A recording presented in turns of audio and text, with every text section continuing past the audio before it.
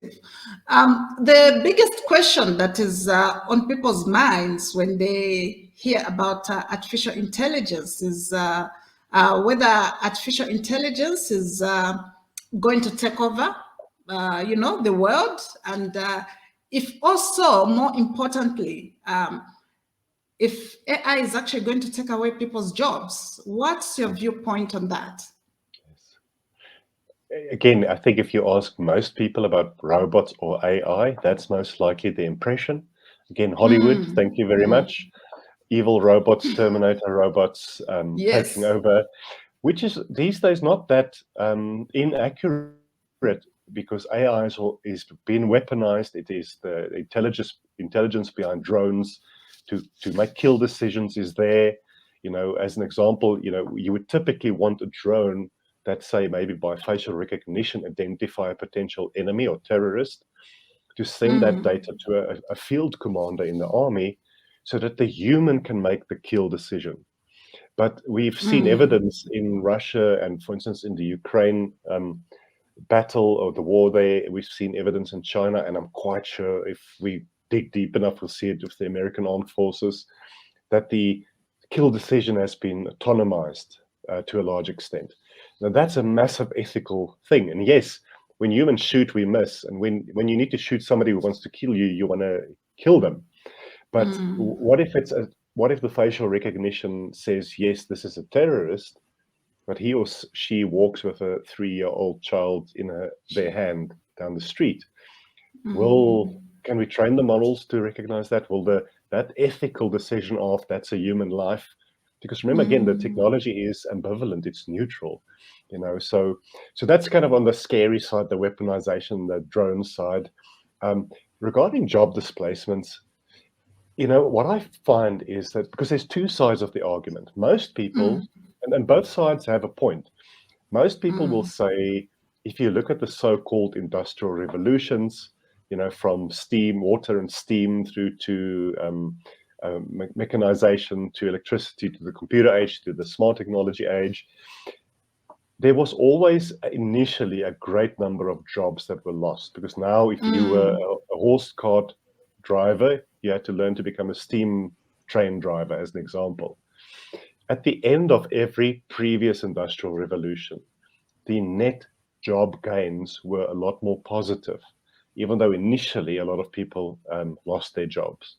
So a lot of people refer to that and say, listen, we're going to create so many more jobs through this technology. We're going to create new roles that don't even exist today. And that is not incorrect. I think that's correct. But there's also another side of the coin, because for the first time in our history, we are not able to upskill people fast enough because the technology is changing so quickly. The challenge with secondary schools, or especially tertiary education, colleges, or especially universities, is at the end of your third or fourth year of studies, the world has already changed so quickly that there could be a chance that you are already irrelevant. Now, industries like healthcare and looking after people will always be relevant, even though there's a lot of automation there. If you're a bricklayer or a plumber, you'll most likely always have a job. But the so-called knowledge work, doctors, chartered accountants, consultants, etc., a lot of what we do is already automatable. So what do we do to ensure that we upskill ourselves and our colleagues, not once every now and then, constantly? Because, I mean, my father had the same job for 30 years and then went on pension. I think most of our parents, their generation, that's how they worked and lived. Where we, and especially those coming after us, will have 5 or 6 or 10 or 20 different careers in our lifespan. That's the thing. The thing I do when I speak to corporates or to people is just don't be waiting, hoping something might happen. You have to take, if you can, control of your career. You have to read books, you have to read blogs, you have to upskill yourself, you have to understand this technology, not fearing it. But inevitably, Sarah, as we automate job functions, we might lose a lot of people, and especially here in South Africa, and it's most likely true for a lot of developing countries. I don't know the exact stats, but every wage earner looks after 8 or 9 or 10 other extended family members. So if you say we're going to cut 100 jobs, that's 1,000 people or more that you're impacting there. So and I'm almost done with answering your question, because this topic we can go forever because it's so important. It's I an love ethical it. I love and a it. philosophical I love it. conversation. So what I often say, look, because we also don't live in la la land. If you run a business, there's shareholder pressure. You need to make profit. You need to grow. Every little percentage of extra market share counts. But why can't we figure out ways to do both, grow a very profitable business and really look well after our people?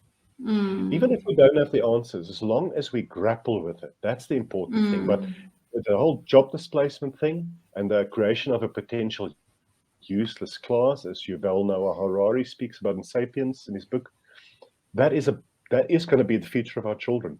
If we don't now already work to make sure that that doesn't happen. I most likely have more questions than answers for you and for your viewers, but we have to think and grapple with this, Sarah. You bring very, very important aspects to the conversation. And I think this is a conversation that should really be on the table, especially when we look at the African context. Like you're saying, if a lot of jobs are automated without really thinking of the people and taking care of the people, yes, the bottom line is going to look healthy in terms of organizations. But what happens to these people who are looking after 10 people, who are the main breadwinners of, households where there are 8 people in that family, sometimes even 15 people, what do we do, as society?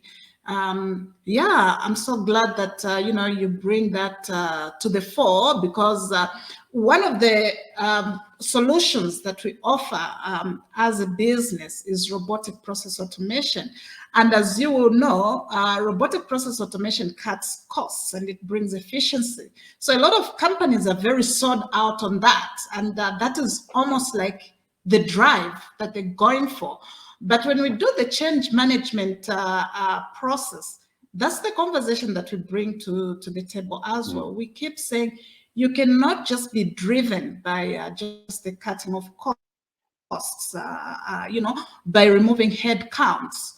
You need to have the human heart to think about what's going to happen to these people who are being replaced by this software. What are you doing as a business to ensure that people continue earning a living?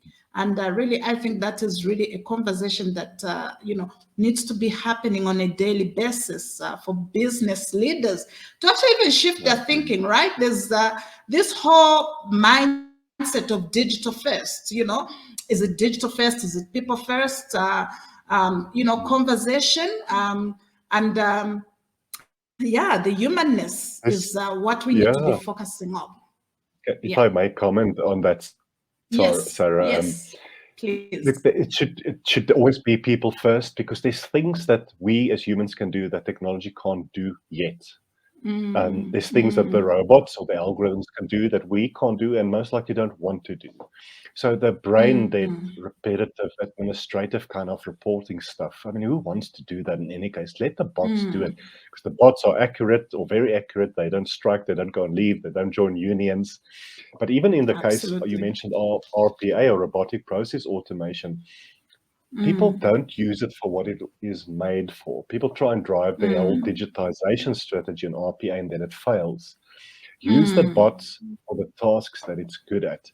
But when it comes to problem solving, understanding your customer, empathy, thinking, the bots can't do that. So I often speak about take the bot out of the human. Set us free to do what we're good at as humans. The example I use is, if tomorrow morning I wake up and all the money out of my bank account is gone, I don't want to speak to a chatbot. I don't want to speak to a call center agent. I want to go to the branch. I want to stand there until the branch manager, and then I want to grab him or her by the neck and say, sort this out. Healthcare is even more important. I mean, if I need emergency medical care for my son because he's got a very high fever, I don't want an automated decisioning system with bias in the data to decide whenever we can go and see a doctor. So